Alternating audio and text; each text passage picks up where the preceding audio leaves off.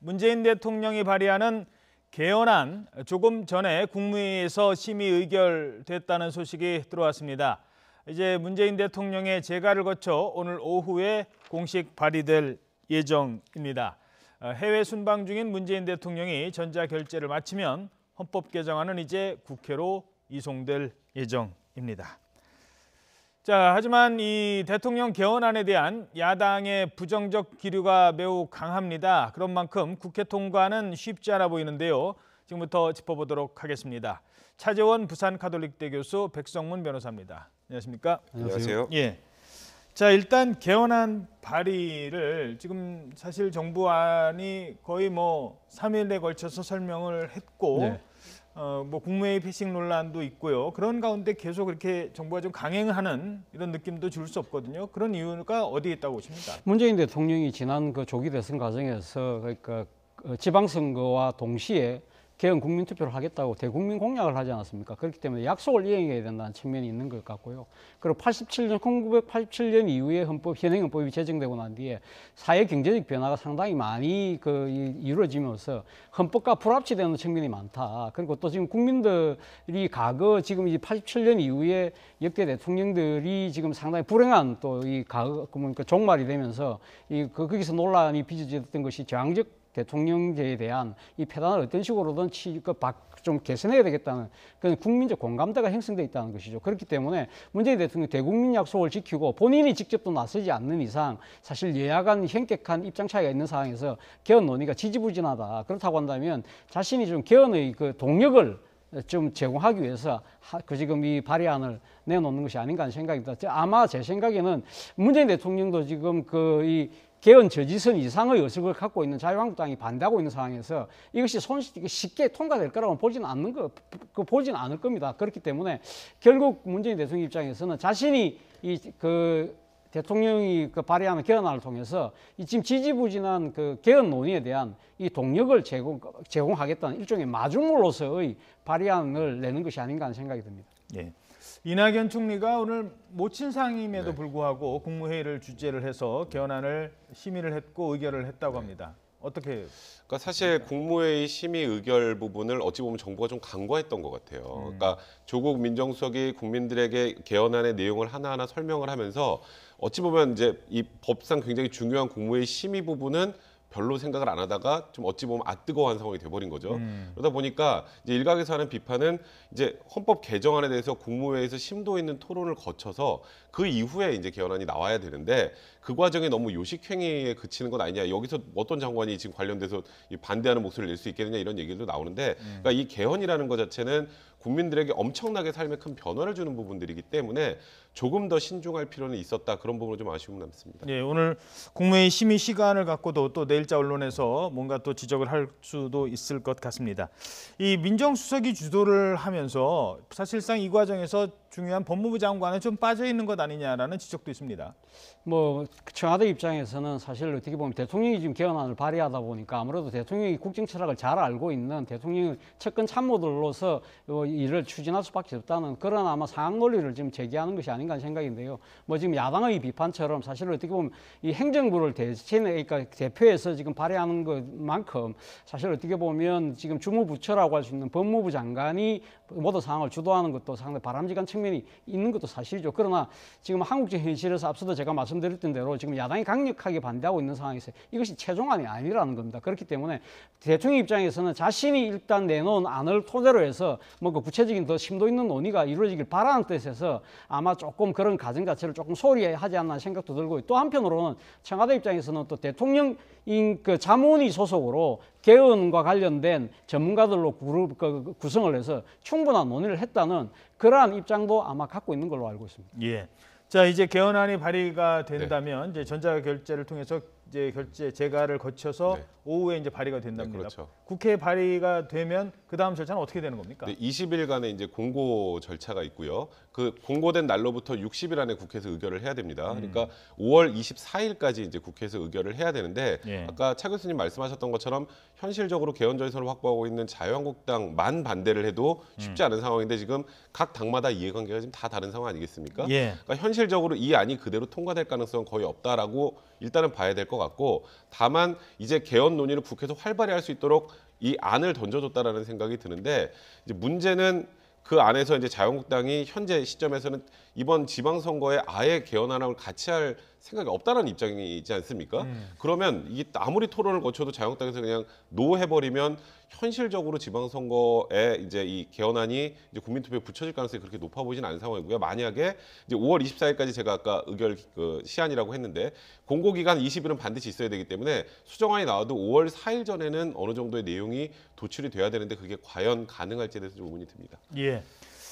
자, 이제 말씀하신 것처럼 공은 국회로 넘어갔습니다. 하지만 개헌에 대한 여야의 이견 좀처럼 좁혀지지 않고 있는데요. 여야의 입장 간단하게 듣고 계속 진행하도록 하겠습니다. 추미애 더불어민주당 대표, 홍준표 자유한국당 대표 발언입니다.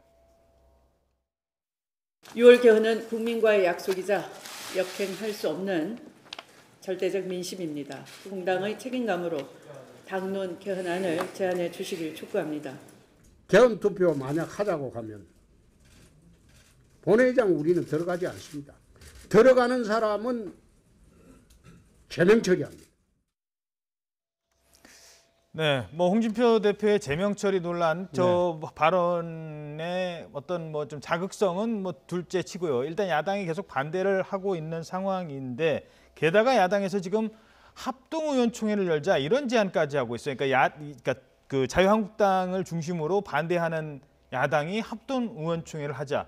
이게 어떤 전략에서 나온 걸까요? 지금 문재인 대통령이 지금 자체적으로 발의하는 데 대해서 사실 지금 자유한국당뿐만 아니라 지금 평화민주당이라든지 또 바른미래당이라든지 뭐 소수 야당들이 지금 다 함께 한 목소리로 반대를 하고 있는 것이거든요. 사실 어떻게 개헌의 이 주요 협상은 국회 내에서 해야 되는 부분이고 그런 측면에서 본다고 한다면 대통령이 지금 주도해서 하는 식의 개헌 작업 자체는 그것이 바람직하지 않다는 것이 한국당뿐만 아니라 다른 야당의 입장이라는 겁니다. 바로 그것을 고려를 해서 자유한국당 입장에서는 같이 합동의원총회를 통해서라도 지금 그 대통령 발의안을 막겠다는 그런 일종의 명분론적 차원에서 이야기를 하는 것이고요. 그러나 지금 뭐 야당 입장에서 다른 또 소수 야당 입장은 또 자유한국당하고 생각이 또 달라요. 그렇기 때문에 지금 그 소수 야당의 입장에서는 어떤 식으로든 지금 그 대통령이 독자적으로 지금 그 발의하는 것 자체도 문제는 있지만 그거보다도 또 자유한국당이 무조건 개헌 논의를 6월 이후로 미루자고 이야기하는 부분도 잘못됐다는 입장이거든요. 그러니까 지금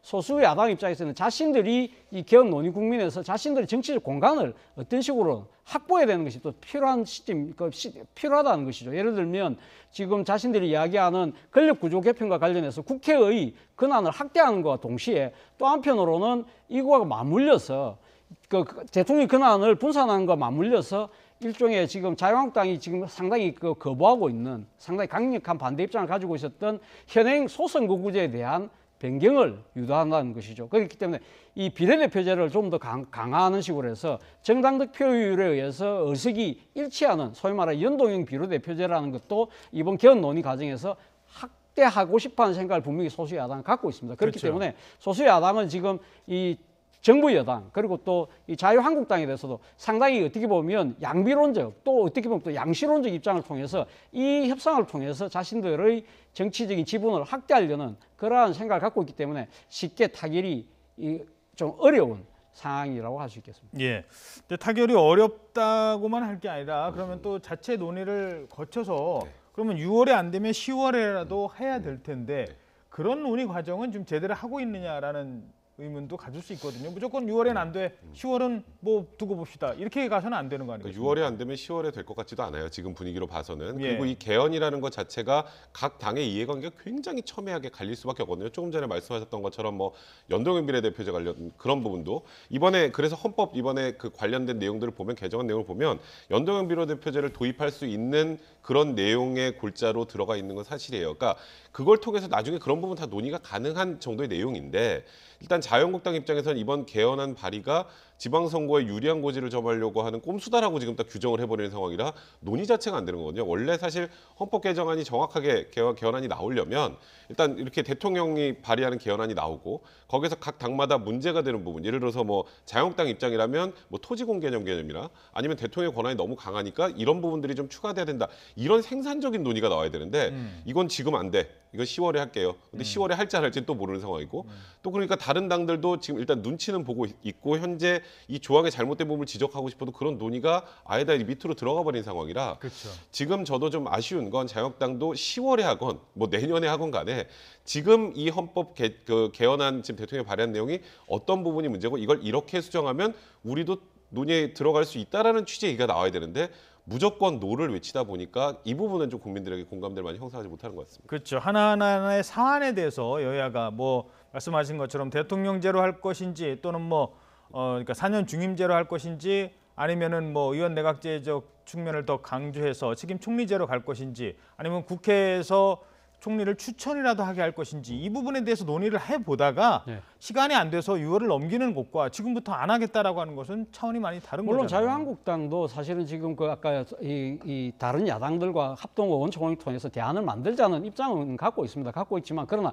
어쨌든 6월 지방선거와 동시에서는 안 된다. 그렇기 때문에 자유한국당 입장도 6월 내에서 여야가 합의를 해서 그 개헌안을 일단 만들어 놓고 거기에 대한 투표는 10월까지 하자는 입장이거든요. 그렇기 때문에 자유한국당 무조건 안 하겠다는 입장은 아닌 것 같습니다. 그렇기 때문에 제가 생각했을 때는 지금 가장 크게 쟁점이 되는 부분이 시기 부분 아닙니까? 시기 부분에 대해서 예를 들면 지금 그 정부 여당이 이야기하는 대로 대통령 연임제가 그 골격이 유지되고 또 한편으로 지금 또 정부 여당이 원하는 대로 소선구구제의 여러 가지 문제점을 개선할 수 있는 연동형 비례대표제 정도가 도입이 될 수 있다고 한다면 어느 정도는 여야 간에 상당히 큰 빅딜도 가능하지 않을까 하는 생각이 듭니다. 그렇기 때문에 지금은 그 여야가 지금 이 지방선거를 앞두고 서로 유불리에 따져서 이렇게 각자의 입장을 지금 목소리를 높이고 있는 상황이지만 그러나 이 개헌이라는 부분에 대해서는 국민적 공감대가 벌써 형성되어 있는 부분이기 때문에 여야 어느 정당도 이걸 다 완전히 도외시할 수는 없다. 그렇다고 한다면 저는 뭐 대통령이 지금 발의한 그 개헌안이 지금 놓은 이상 5월 24일까지 어차피 그 표결이 거쳐야 되는 만큼 여야가 머리를 맞대고 여기에 대해서 논의를 할 수밖에 없는 상황에 이런 것만은 사실인 것 같습니다. 알겠습니다. 이명박 전 대통령 얘기해 보도록 하겠습니다. 구치소에 이제 구속이 된지 집행이 된지 이제 나흘인데요. 오늘 첫 조사, 방문 조사 형식이라고요? 사실 충분히 예상이 됐던 부분이고요. 박근혜 전 대통령 같은 경우에도 검찰청으로 다시 부르는 게 아니라 직접 이제 검사들이 구치소로 들어가지 않았습니까? 그런 조사 방식을 택하게 된 건데 이제 문제는 이명박 전 대통령이 오늘 제대로 조사에 응하느냐가 문제죠. 예, 보니까 똑같은 질문하면은 대답 안 하겠다 이런 얘기가 나와요. 사실 이명박 전 대통령 측에서는 구속영장이 청구될 때부터 딱 일정한 프레임을 만든 건 사실이에요. 지금 이 검찰의 수사는 정치 보복이다. 그리고 없는 혐의를 더 씌운 거다라는 그런 입장입니다. 그러니까 당연히 검찰 수사에는 불응을 하는 게 당연하겠죠. 이 논리라면. 예. 그래서 영장실질심사도 불출석을 했던 건데 그때 이제 스텝이 한번 꼬였던 게 변호사들은 나간다 그랬다가 좀 이게 스텝이 꼬였던 그렇죠. 거는요. 왜냐하면 이명박 전 대통령 측에서 지금 검찰이 어느 정도 수사를 하고 어느 정도 자료를 갖고 있는지 명확히 몰라요. 이제 그런 부분을 확인하기 위해서 들어가려는데 그걸 실패를 했고 예. 그래서 이번 구치소 방문 조사에서도 묘한 대답을 내놨습니다. 전부 불응이 아니고 새로운 혐의에 관련된 거는 내가 응하겠다. 근데 기존에 했던 거는 응하지 않겠다. 그러니까 기존에 했던 건 질문을 다 봤으니까 대략 어떻게 대응할지는 아는 상황인 거고 새로운 혐의라면 근데 어떻게 지금 수사가 이루어졌는지를 확인해야 될 거 아닙니까? 그러니까 이게 명확하게 정치 투쟁을 하는 것도 아니고 그렇다고 이걸 명확하게 또 법정 투쟁을 하는 것도 아니고 그러니까 애매한 지금 구조로 갈 수밖에 없는 상황인 것 같습니다. 하지만 지금 이병모 청계재단 사무국장이라든가 이영배 금강 대표, 그러니까 쉽게 말해서 돈 자금 흐름을 누구보다 잘 알고 있는 사람들이 오늘부터 첫 재판이거든요. 재판은 재판대로 진행이 된다면 여기서부터 나오는 얘기와 서로 그러니까 이쪽 얘기와 이쪽 얘기가 다를 수 있잖아요. 뭐 지금 이미 많이 다른 상황이고요. 예. 이명박 전 대통령 입장에서는 측근들이 다 거짓말하는 거다라는 거잖아요. 아주 간단하게 말하면 지금 소위 그 특수활동비 수와 관련해서 1억 부분만 딱 인정을 했었잖아요. 그것도 예. 뭐 대북 공작금으로 쓰였다라는 부분 빼고 전면 부인이라는 의미는 지금 이 이병모 그다음에 이영배 또 김백준 총무기획관의 얘기는 다 사실이 아니다라는 진술이기 때문에 이 재판 과정에서 이제 굉장히 어찌 보면 국민들 입장에서 좀 충격적인 증언들이 많이 나올 텐데 그걸 이명박 대통령 측에서 어떻게 받아들이고 어떻게 대응할지 지금 그 부분이 이명박 대통령 측에서도 가장 중요한 핵심 쟁점이 될 것 같습니다. 다스 실소유주와 관련된 질문들은 뭐 아무리 반복된다고 해도 그거는 꼭 규명을 하게 되기 때문에 그것부터 시작을 해야 되지 않겠습니까? 그렇죠. 뭐 이명박 전 대통령이 갖고 있는 혐의의 모든 출발점이 다스의 실소유주와 관련돼 있는 거 아니겠습니까? 그렇다고 한다면 검찰 입장에서는 아마 이 보강 조사를 한다고 한다면 다스의 실소유주 부분에 대해서 아마 명백히 아마 이명박 전 대통령이 이 소유하고 있다는 부분을 입증하려고 하겠죠. 그렇기 때문에 아마 미진한 그 추가 조사는 거기다 초점이 맞출 수밖에 없는 것이고, 바로 그 때문에 이명박 전 대통령 똑같은 질문 놓으면 안 하겠다는 이유도 다스 실소유주 부분 이야기는 더 이상 하지 말자는 아마 그런 그 주장과도 뭐 맞는 그 이야기를 애들로 한 것이 아닌가 하는 생각이 듭니다. 예. 김인홍 여사 관련된 질문을 드릴까요? 뭐 혹시 더 그러니까 더 조사를 이번 주에 받을 것 같다는 얘기가 있는데 더 드러난 게 있을까요? 사실 김은옥 여사 관련해서는 뭐 검찰 포토라인에 세우거나 이러지는 않을 것 같고요. 방문 조사를 하던가 아니면 비공개 소환 조사를 할 겁니다. 그리고 할 수밖에 없는 상황인 게 김은옥 여사를 처벌하는 게 문제가 아니라 이명박 전 대통령의 혐의를 좀 더 단단하게 만들어가는데 김은옥 여사 진술은 필수적입니다. 아하. 왜냐하면 다스 실소유주 부분도 다스 법인카드 사용과 관련해서 다스랑 아무 관련 없는 사람이 어떻게 다스 법인카드를 쓰나요? 그러니까요. 그리고 여러 명이 사용하는 것도 아니었으니까 네. 이제 그런 것들을 기초로 해서 이명박 전 대통령의 혐의를 입증하는데 보강할 수 있는 그런 또 진술이 나올 수도 있기 때문에 반드시 조사는 해야 될 거고요. 다만 형사처벌까지 가는 것은 지금 검찰 입장에서도 또 전직 대통령이 구속돼 있는 상황에서 전직 영부인마저 이제 뭐 또 처벌을 한다라는 것은 좀 국민 감정까지 이제 고려를 해야 될 부분이 있기 때문에 조사는 하되 형사처벌 부분은 좀 더 신중을 기할 가능성이 많다 이렇게 생각이 듭니다. 그 MB 가족 질문 드린 김에 이 얘기를 하나만 더 드리죠. 부인도 조사를 받지만 자칫하면 지금 아들도 조사받을 가능성도 있는 거 아니에요. 그러면 이명박 전 대통령 입장에서는 나는 어떻게 뭐 그 건드려도 내가 뭐 지금 할 말은 없지만 우리 아들만큼은, 왜냐면 그 욕 다 먹어가면서 결국 아들한테 그렇죠. 넘겨주려고 하다가 이렇게 된 거잖아요. 그러니까 그 부분이 어떻게 보면 정유라가 최순실의 가장 아픈 연결고리였다면 이시영 씨도 이명박 전 대통령의 아픈 연결고리 있겠다라는 생각도 들어요. 지금 언론 보도를 통해서 나와 있는 혐의를 보면 이시영 씨도 처벌 대상이 됩니다. 횡령 부분이나 관련해서는 예. 뭐 뇌물하고는 상관없지만, 그래서 이시영 씨는 지금까지 보시면 아시겠지만 공개적으로 소환된 적은 없어요. 또 아마도 비공개 소환을 하는데 그게 이제 한 명을 구속하면 가족 다른 사람을 또 구속하기가 좀 뭐하다라는 그런 논리도 있고 전직 대통령 가족이라는 부분도 있는데 배당금 받은 부분 이런 네, 부분들은 그렇죠. 이시영 네. 씨를 이제 조사하고 압박하는 게 이명박 전 대통령에게 심리적으로 굉장히 불편하고 힘든 상황이 될 겁니다. 이시영 씨를 뭐 처벌한다고 뭐 이명박 전 대통령을 압박한다는 그런 의미보다는 이제 가족들을 조여오기 시작하고 여기에서 의미 있는 진술이 나오면 이명박 전 대통령도 버티기 힘들어져요. 그래서 말씀하셨던 것처럼 정유라의 진술이 사실 최순실의 혐의를 입증하는데 굉장히 중요한 역할을 했다면 그와 거의 유사한 논리로 이시영 씨가 만약에 소위 검찰에서 가지고 있는 물증을 기초로 해서 좀 이명박 전 대통령이 불리한 짓을 내놓게 된다면 예. 그 이명박 전 대통령 입장에서도 굉장히 곤혹스러운 상황이 연출될 가능성이 많습니다. 예. 자, 시간상 안희정 전 충남지사 오늘 검찰 출석해서 영장 실질 심사 받기로 했는데 그 얘기로 넘어가죠. 안 나온대요? 그러니까 지금 안희정 지사 같은 경우에 나가서 해봐야 큰 의미가 없다고 생각하는 것 같고요. 예. 일단 검찰에서 지금 정리한 증거 자료 그리고 안희정 지사 측 입장은 이미 검찰에 다 들어가 있는 상황이고 그걸 기초로 해서 오늘 영장 실질 심사를 하는 건데 지금 안희정 지사 입장에서는 법적 처벌도 처벌이지만 여론이 굉장히 좀 불편한 상황 아니겠습니까? 근데 오늘 또 영장 실질 심사 나와서 또 지금 합의에 의한 성관계였다는 얘기를 계속 밝히는 것 자체가 굉장히 부당하다고 불편하다고 생각을 하는 것 같고요. 그래서 그냥 법원의 모든 공을 지금 넘긴 상황이라고 봐야 될 것 같습니다. 결국 안희정 지사도 나와서 또 언론에다가 뭐 그 노출이 되느니 차라리 거의 구속될 가능성이 높다라고 판단을 하는 걸까요? 이번에 뭐 이명박 전 대통령이 사실 영장실질심사에 안 나온 그 심리 상황하고 좀 비슷하지 않을까 하는 생각입니다. 지금 어차피 그 검찰에서 자신의 그 관련된 혐의에 대해서는 충분히 조사를 했다고 생각하는 것이고요. 그리고 앞서도 뭐 말씀하셨지만 다시 또 언론에 자신이 지금 그 드러나는 부분에 있어서 상당히 아마 심적 부담을 갖고 있는 것 같습니다. 그렇기 때문에 본인 입장에서는 또 지금 추가로 또 여러 가지 또 중요히 또 나타났어요. 뭐 성추행 당했다는 이야기가 놓고 있기 때문에 여론이 악화되는 상황에서 가급적인 언론 노출을 자제하자는 그러한 뭐 일종의 전술이면 전술, 전략이라면 전략일 수 있는데 그만큼 지금 안희정 충남지사의 입장에서는 상당히 좀 여러 가지로 곤혹스러운 입장이라는 것을 아마 여실히 보여주고 있는 대목이 아닐까 하는 생각이 듭니다. 오늘 뭐 구속 가능성 여부 먼저 설명을 해주시고 쟁점이 되는 게 아무래도 위력에 의한 관계였느냐 그렇지 않느냐 지금 이 얘기 아니겠습니까? 일단 영장실질심사에 피의자가 불출석하는 게 출석하는 것보다는 영장 발부 가능성이 훨씬 높죠.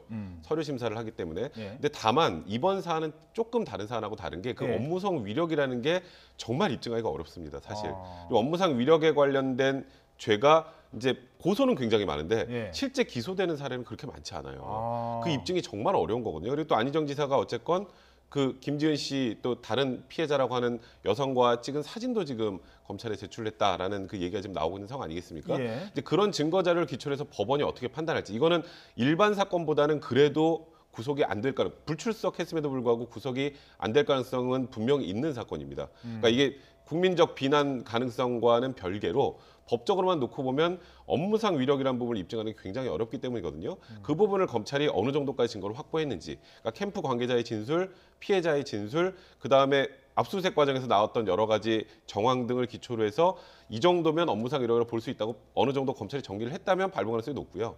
안희정 지사 측의 주장이 어느 정도 이제 재판부의 그 심리에도 영향을 미친다면 불구속 가능성도 배제할 수는 없습니다. 그 업무상 위력 부분을 이렇게 한번 생각해 보면 어때요? 예를 들어서 뭐 회사의 부장이라고 쳐요. 그 가해자가 그리고 여사원인데 그 가해자가 막 이렇게 업무상에 이거 지시를 안 만약에 와서 뭐 어깨 좀 주물러 아니면 뭐 같이 뭐 호텔에 가서 얘기 좀 하자라고 할 때 거부를 한다면 당연히 이거는 부장이 나한테 인사를 뭐 할 수 있는 직접적인 상관인데요.